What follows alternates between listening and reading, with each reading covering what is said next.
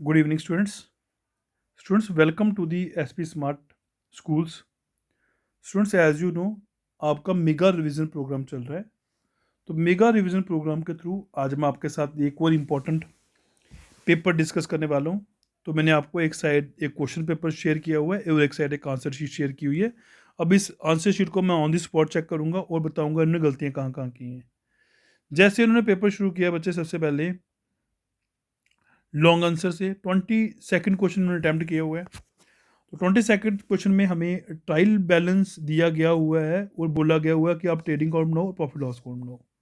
अब हमें आइटम्स दी गई हुई हैं, तो ये विदाउट एडजस्टमेंट का क्वेश्चन है क्योंकि एडजस्टमेंट इसमें नहीं दी है। एक ही एडजस्टमेंट है, वो क्लोजिंग स्टॉक का एडजस्टमेंट है।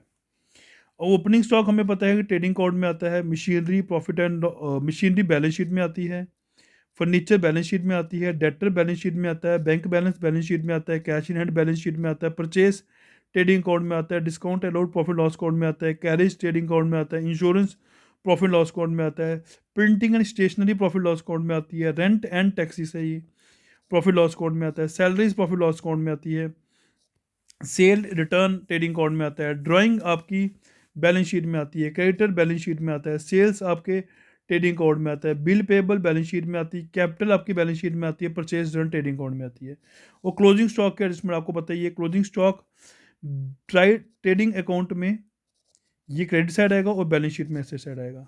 इन्होंने opening stock, purchase, less return, carriage ठीक लिखा हुआ है यहाँ पे, ये ठीक लिखा हुआ है। फिर इन्होंने डिस्काउंट अलो भी लिखा, इंश्योरेंस भी लिखी, रेंट एंड टैक्सेस भी लिखा, सैलरीज भी लिखी, बट एक आइटम लिखना भूल गए, that is printing and stationery. Printing and stationery भी खर्चा होता है, इंडायरेक्ट एक्सपेंस होता है, प्रॉफिट लॉस अकाउंट में आता है। तो नेट प्रॉफिट का गलत निकला होगा क्योंकि यहाँ पे इनको टू प्रिंटिंग एंड स्टेशनरी भी लिखना था। प्रिंटिंग एंड स्टेशनरी 4400 था, तो यहाँ पे नेट प्रॉफिट में फ़र्क आया होगा। अब इन्होंने प्रिंटिंग एंड स्टेशनरी को लिख दिया हुआ है एसेट्स में, बट ये एसेट्स नहीं होती, ये खर्चे होते हैं, एक्सपेंस होते हैं। तो यहाँ पे माइनर सी मिस्टेक है इनकी। ठीक है बच्चे, नेक्स्ट क्वेश्चन, क्वेश्चन नंबर 23 में बच्चे हमारे पास एडजस्टमेंट दी गई हुई हैं। विद एडजस्टमेंट का क्वेश्चन है, हमें प्रॉफिट लॉस अकाउंट भी बनाना है, ट्रेडिंग अकाउंट भी बनाना है और बैलेंस शीट भी बनानी है। तो क्लोजिंग स्टॉक हमें पता है कि ये ट्रेडिंग अकाउंट में क्रेडिट साइड आता है और बैलेंस शीट में ये एसेट साइड आ जाता है। डेप्रीसिएशन इंडिविजुअली शो होती है प्रॉफिट एंड लॉस अकाउंट में डेबिट साइड, और बैलेंस शीट में ये अपने रेलिवेंट एसेट में से लेस हो जाती है। इंटरेस्ट ऑन कैपिटल आपको पता है प्रॉफिट एंड लॉस अकाउंट में डेबिट साइड आता है और बैलेंस शीट में कैपिटल में ऐड हो जाता है। इंटरेस्ट ड्यू, मतलब 1500 रुपीज़ ड्यू फॉर वेजिस, मतलब आउटस्टैंडिंग वेजिस हैं, वेजिस में ऐड हो जाएंगे और बैलेंस शीट में लाइबिलिटी साइड आ जाएंगी क्योंकि आउटस्टैंडिंग एक्सपेंस लाइबिलिटी होती है। रेंट पेड इन एडवांस मतलब प्रीपेड रेंट हो गया, ये आपका प्रॉफिट लॉस अकाउंट में रेंट में से माइनस हो जाएगा और बैलेंस शीट में एसेट साइड आ जाएगा क्योंकि खर्चा आपने एडवांस में पे कर दिया हुआ है। तो आइटम्स आपको capital, drawing, plant machinery, horses, cars, debtors, creditors, purchase, sale, wages, cash at bank, salaries, सब दिया हुआ है हमें। तो देखिए इन्होंने ओपनिंग स्टॉक लिखा है, परचेज लिखा है, वेजेस लिखी है, आउटस्टैंडिंग ऐड किया है, मैन्युफैक्चरिंग एक्सपेंस लिखे हुए हैं, कैश लिखा हुआ है, सेल्स लिखा हुआ है, क्लोजिंग स्टॉक लिखा है, ग्रॉस प्रॉफिट ठीक आया इनका। फिर इन्होंने ग्रॉस प्रॉफिट जो अमाउंट आया यहाँ लिखा है इन्होंने। फिर सैलरीज, रिपेयर, जो आउट रेंट था वो लिखा, फिर प्रीपेड रेंट माइनस कर दिया, फिर बैड डेट लिखे हुए हैं, इंटरेस्ट ऑन कैपिटल लिखा है, एडजस्टमेंट में बताइए आपको, डेप्रीसिएशन प्लांट एंड मशीनरी और हॉर्सेस में कॉर्ड्स की लिखी हुई है। तो यहाँ पे ग्रॉस लॉस आ गया हुआ है। अब ग्रॉस लॉस हमारा जो होता है वो कैपिटल में से लेस हो जाता है, कैपिटल में से लेस भी किया है, ड्राइंग भी लेस की हुई है, इंटरेस्ट ऑन कैपिटल इन्होंने ऐड किया हुआ है कैपिटल में, तो ये अमाउंट बाहर आया है। क्रेडिटर्स लाइबिलिटी होती है, ठीक लिखा हुआ है, बिल पेबल भी ठीक लिखा हुआ है, आउटस्टैंडिंग वेजेस भी ठीक लिखी हुई हैं। प्लांट मशीनरी में से डेप्रीशिएशन माइनस किए हुए हैं, अमाउंट बाहर लिखा है। हॉर्सेज एंड कार्ड्स में से डेप्रीशिएशन माइनस किया, अमाउंट बाहर लिखा है। डेटर्स ठीक लिखे हैं, प्रीपेड रेंट ठीक लिखा हुआ है, क्लोजिंग स्टॉक ठीक लिखा है और बैंक बैलेंस को भी ठीक लिखा है। ये सारे एसेट्स हैं, ये सारी लाइबिलिटीज़ हैं। आंसर मैच करके यहाँ पे नंबर नहीं कटेंगे, यहाँ पे पूरे मार्क्स मिल जाएंगे इनको। Next question number 13th attempt किया है इन्होंने, दैट इज ग्रॉस प्रॉफिट निकालना है। तो ओपनिंग स्टॉक दिया है, फ्राइट दी है, सेल्स दिए हैं, गुड्स परचेज दिए, क्लोजिंग स्टॉक दिए, पैकिंग एक्सपेंस ऑन सेल्स नहीं लेना है क्योंकि ये प्रॉफिट एंड लॉस अकाउंट का खर्चा है। मेरे को ग्रॉस प्रॉफिट निकालना है तो मेरे को ट्रेडिंग अकाउंट बनाना है। तो इन्होंने ट्रेडिंग अकाउंट बनाया, ओपनिंग स्टॉक लिखा, फ्राइट लिखा, परचेज लिखा, यहाँ सेल्स लिखी, क्लोजिंग स्टॉक लिखा, माइनस करके ग्रॉस प्रॉफिट का आंसर ठीक आ गया हुआ है क्योंकि हमने ये वाला amount packing expense on sales नहीं लेना, पैकिंग एक्सपेंस ऑन सेल्स हमारा प्रॉफिट एंड लॉस अकाउंट का खर्चा है। ठीक है बच्चे, तो याद रखना आपने ये वाली चीज़ भी इंपॉर्टेंट है। नेक्स्ट क्वेश्चन नंबर 14th, मुझे जर्नल एंट्रीज करनी है और लेजर बनानी है, ठीक है। तो journal entry started business with cash, cash to capital, ठीक लिखा हुआ है। एंट्री क्लोज भी करनी होती है। Deposit cash into the bank, bank to cash, ठीक लिखा हुआ है, एंट्री क्लोज नहीं की है। Salary paid, salary to cash, entry close नहीं की है। कंप्यूटर परचेज या परचेज कंप्यूटर, तो कंप्यूटर परचेज की जगह मैं ऑफिस इक्विपमेंट अकाउंट पे लिख सकता था, क्योंकि ये ऑफिस इक्विपमेंट में आता है। तो कंप्यूटर भी लिख सकते हैं, कोई इशू नहीं है। एंट्री क्लोज करनी थी तो ठीक लिखा हुआ इन्होंने। तो आगे लेजरें बनानी थी, लेजरें इन्होंने ठीक बनाई हुई है इन्होंने, ठीक है। अब क्वेश्चन नंबर 16 जो है वो है फैक्टर्स इफेक्टिंग डेप्रिसिएशन। डेप्रिसिएशन को कौन कौन से फैक्टर्स इफेक्ट करते हैं? तो कॉस्ट ऑफ एसेट इफेक्ट करता है, क्योंकि अगर कॉस्ट एसेट की बढ़ रही है, कोई इंस्टॉलेशन चार्जेस लगा दिया आपने, तो डेप्रिसिएशन को फ़र्क पड़ेगा। उसकी एस्टिमेटिंग लाइफ कितनी है, उससे डेप्रिसिएशन को फ़र्क पड़ता है। स्क्रैप वैल्यू कितनी है, डेप्रिसिएशन को फ़र्क पड़ता है। और लीगल प्रोविजन से डेप्रिसिएशन को फ़र्क पड़ता है। तो ये चारों फैक्टर्स ठीक लिखे हुए उन्होंने। नेक्स्ट क्वेश्चन पूछा गया हुआ है प्रोविजन और रिजर्व में क्या डिफरेंस होता है। तो मुझे बताया था आपको मैंने, प्रोविजन जो होता है वो चार्ज होता है, एप्रोप्रिएशन जो रिजर्व जो होता है वो एप्रोप्रिएशन होता है, प्रोविजन जो होता है वो फ्यूचर में जो खर्चे हैं जो होने ही होने हैं उनके लिए बनाया जाता है, और रिजर्व जो होता है अननोन खर्चों के लिए बनाया जाता है। तो इससे प्रॉफिट लॉस अकाउंट पे फ़र्क पड़ता है, इससे प्रॉफिट लॉस अकाउंट पे इफेक्ट नहीं पड़ता है। ये हमारे its amount is sufficient to meet losses, losses को पूरा करने के लिए प्रोविजन बनाए जाते हैं। रिजर्व जो होता है मैनेजमेंट पे डिपेंड करता है, प्रॉफिट होगा तो रिजर्व बनेगा हमारा। तो शेयर होल्डर्स को प्रोविजन में से पैसा नहीं मिलता, रिजर्व में से देना पड़ता है। तो ठीक लिखा हुआ है। तो यहाँ पे एक पॉइंट और लिखा हुआ है, it can not increase working capital, ठीक लिखा हुआ है, it increase the working capital, working capital increase होती है। तो प्रोविजन रिजर्व में डिफरेंस भी इन्होंने ठीक लिखा हुआ है। नेक्स्ट क्वेश्चन बच्चे, क्वेश्चन नंबर 15 जो था इन्होंने छोड़ा था। अब इन्होंने किया कैश बुक क्या होती है और फैक्टर्स इफेक्टिंग कैश बुक। तो कैश बुक मैंने बताया था, cash book consist of cash and bank book. तो हमने कैश बुक मतलब कि आपको बार बार कैश की एंट्रीज आ रही हैं, तो कैश की एंट्रीज को हम क्या करते हैं, एक अलग किताब पे लिख लेते हैं, उसको बोलते हैं कैश बुक। यहाँ पे हमने कैश और बैंक की एंट्रीज लिखनी होती हैं, ठीक है। तो इसका फैक्टर्स इफेक्ट करते हैं, बैंक बैलेंस कितना है, कैश फ्लो मैनेजमेंट कितनी है, डायरेक्ट डिपॉजिट्स कितने हैं, तो ये भी हमारी कैश बुक को इफेक्ट करेंगे, ठीक है। तो आसान था क्वेश्चन था, ये ठीक लिखा हुआ इन्होंने।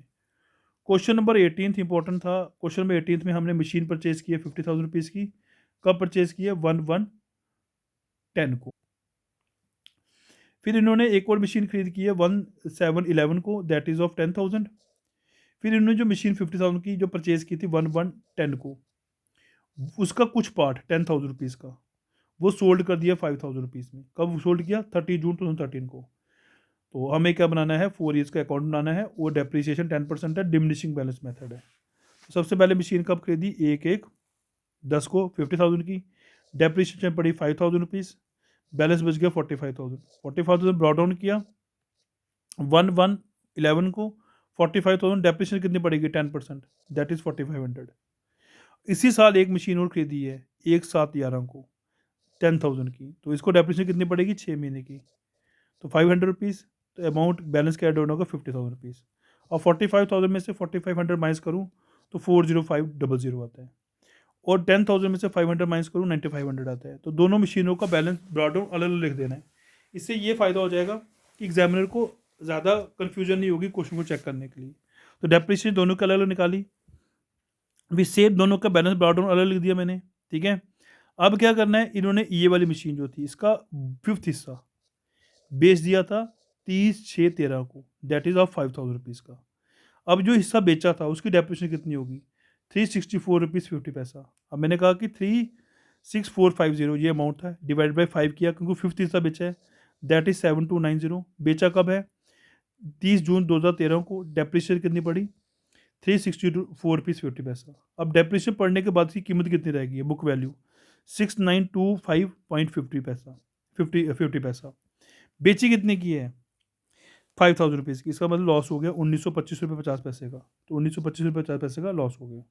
अब ये वाली मशीन तो पूरी पड़ी होगी, इसकी पूरी डेप्रिसिएशन पड़ जाएगी ये वाली, और इसमें से हमने 36,450 में से 7,290 माइनस करना है, वो अमाउंट आएगा 29,160। इस पर डेप्रिसिएशन लगा दी 10% पूरे साल की। तो बैलेंस कैड डाउन हमने निकाल देना। ठीक किया क्वेश्चन, पूरे मार्क्स मिल जाएंगे इस क्वेश्चन के।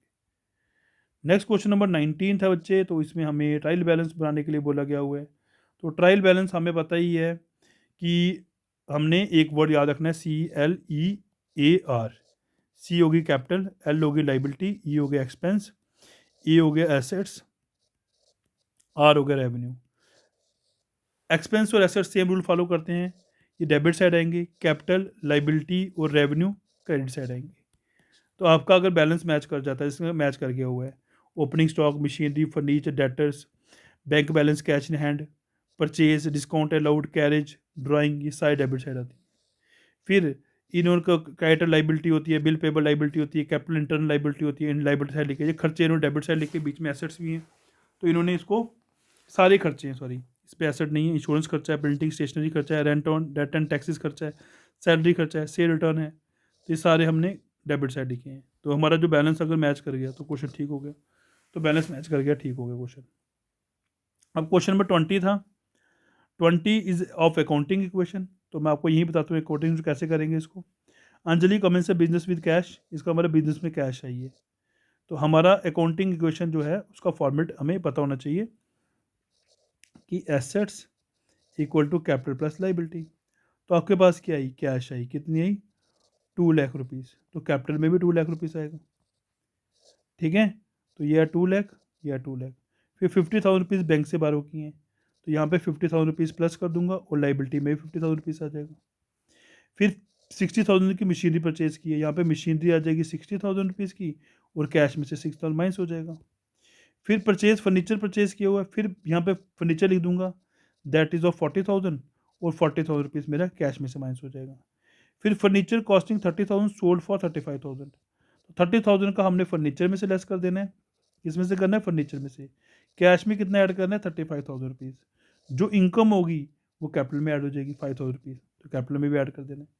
फिर मशीनरी कॉस्टिंग 18,000, सोल्ड फॉर 15,000, 18,000 की मशीन 15,000 में बेच दी, तो याद रखना मशीन में से आपने 18,000 लेस करना है, कैश में अपने 15,000 रुपीज़ ऐड करना है, और ये जो लॉस हुआ 3,000 रुपीज़ का कैपिटल में से माइनस हो जाएगा।